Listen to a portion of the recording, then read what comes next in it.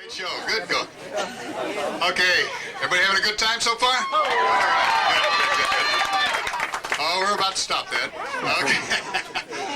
Our next entertainer is a newcomer to our stage here. He's spent a number of years back in the state of North Carolina, and he just has some thoughts to share with us as a family. Rick McCandless. Let's bring him on. Did you turn this thing off, Dad, for me?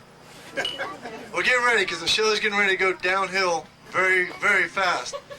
But I've not talked in front of a group like this in a long time, so is it normal to wet your pants? Because I just did. No, I did. No, I mean, I really did. I did. But actually, my speech teacher told me I was supposed to imagine all you people out there in your underwear. Oh my God. Mike Moon's not even wearing any underwear. Wow. John Moon, those could be washed. Wow. Let's see, the Wagon Master's got pink underwear on. Sharon's got those, no, Susie's got those leopard skins on back there. I got a bra you can borrow. I guess I better get going. Dad told me I got to condense this thing down to 2 hours and 16 minutes. So, I'll tell you, being the third child of 3 growing up, it's rough. By the time I dove into that gene pool, I hit my head smack on the bottom. It was slim pickings. It was like looking for nice clothes at a garage sale. Put it this way, I got down to the gene pool, and the little gene pool guy came out, and I said, hey, I need some jeans. He's like, well, you're 7 years late. I said, well, can you fix me up? He's like, well, let's see here. We got this old back. Now, it's a little crooked. Not very flexible, and it's got a lot of hair on it, but it should do. Now, what you do is you just kind of lap these love handles around there, and then I got this big old butt you can have. I said, oh, that's great. Now I need a couple legs. Okay, I got a couple legs, but one's a little longer than the other. But people won't even notice because you're going to be so pigeon-toed, they won't even see your legs. So, I got my arms and I got my head, and then when he gave me my head, he said, now you got a lot of hair there, but it's only guaranteed for about 25 years, maybe 30. After that, you're on your own.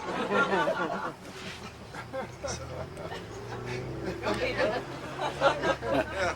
Well, then I needed some traits, so I asked for some intelligence.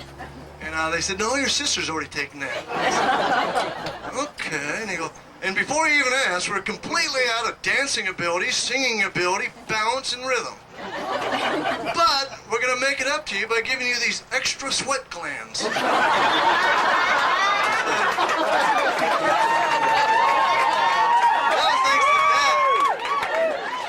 I said, being a guy, aren't I going to need one of those thingamajigs?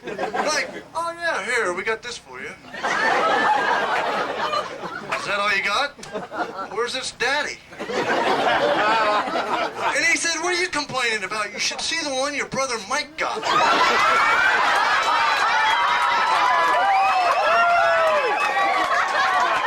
I'm not going to tell anybody. Actually, I started using some Rogaine to try to clear this issue up, and I walked into the store, and they got regular strength Rogaine, and then they got extra strength Rogaine. And I just wonder which guy goes in there and goes, no, I just want that regular strength Rogaine. I don't want to get all my hair back. But, for me, it's really not working that well. Except on my back. Where my hair used to be patchy on my back, now it's like a complete pelt. Really working great. Now, some things I wanted to say about growing up is, the funny things are the things my parents used to say to me. Like my mom used to say, make sure you're wearing clean underwear in case you get in an accident. And I said, Mom, if I get in an accident, the odds of them staying clean probably aren't that good either. I just can't picture me getting in an accident and the paramedics rushing up and getting their little jaws of life out and pulling me out of the car and dragging me to the curb and pulling my pants down to see if I'm wearing clean underwear. Oh my God, they're filthy. Look at this. Oh my goodness. Are these the dirtiest you've ever seen? Some more paramedics rushing up. Well, how is he? We hadn't checked, but we're looking at his underwear, and they are really, really dirty. Mom used to always tell me, too, let me tell you something, mister, you're cruising for a bruising.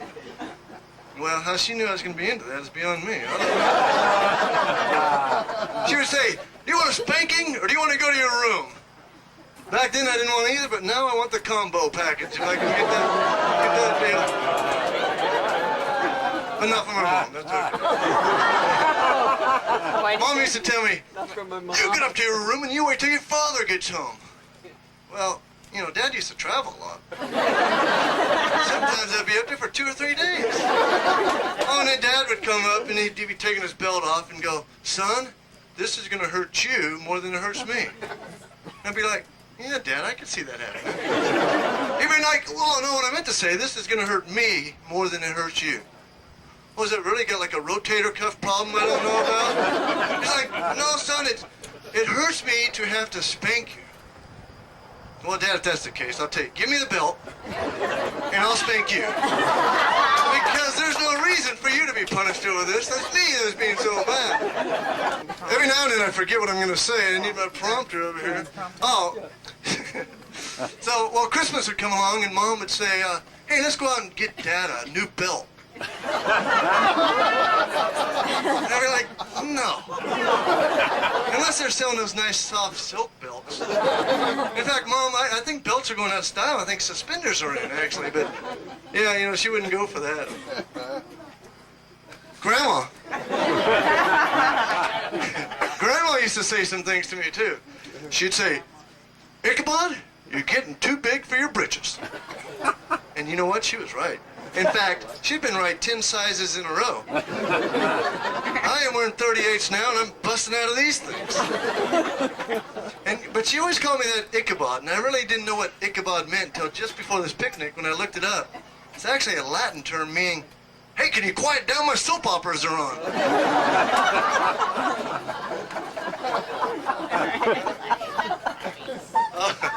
And one thing about growing up back in Tennessee, Dad would always do a lot of cooking. Dad's an excellent cook.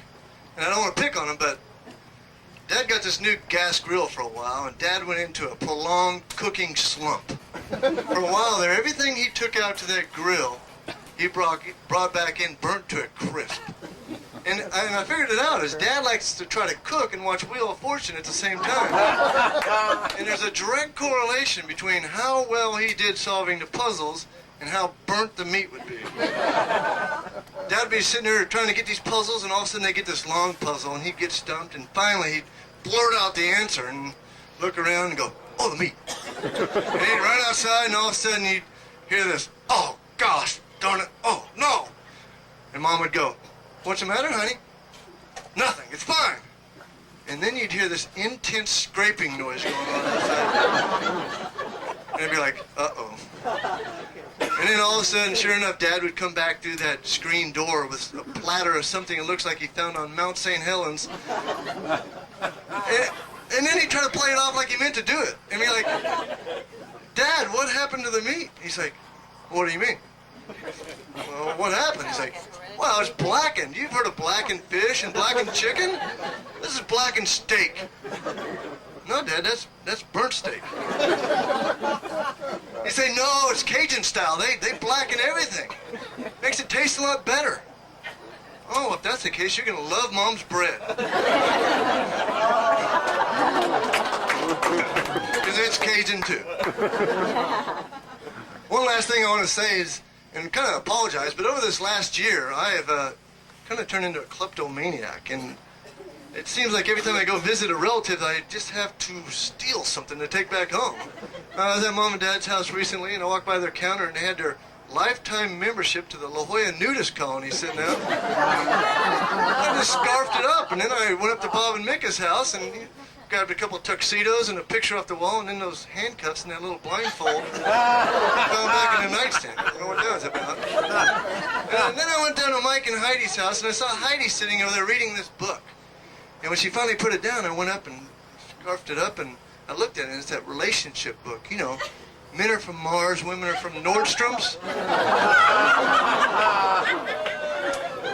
But hey, if I've been to your house in the last year or so and you're missing anything, come on back up to the tent later on tonight and I'll sell it back to you. That's all I got. Thanks a lot.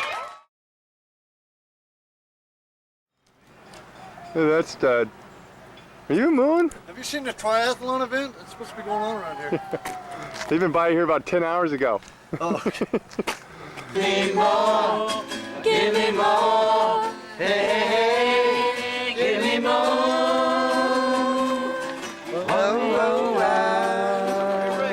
Make you famous.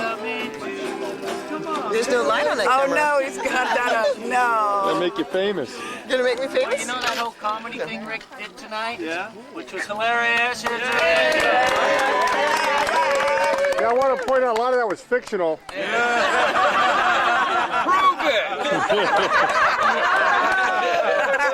I know what I'm saying is Cheryl's not that smart. So she got all the intelligence. You didn't talk about Mike's transvestite quality, you know? Yeah, and I got the boobs.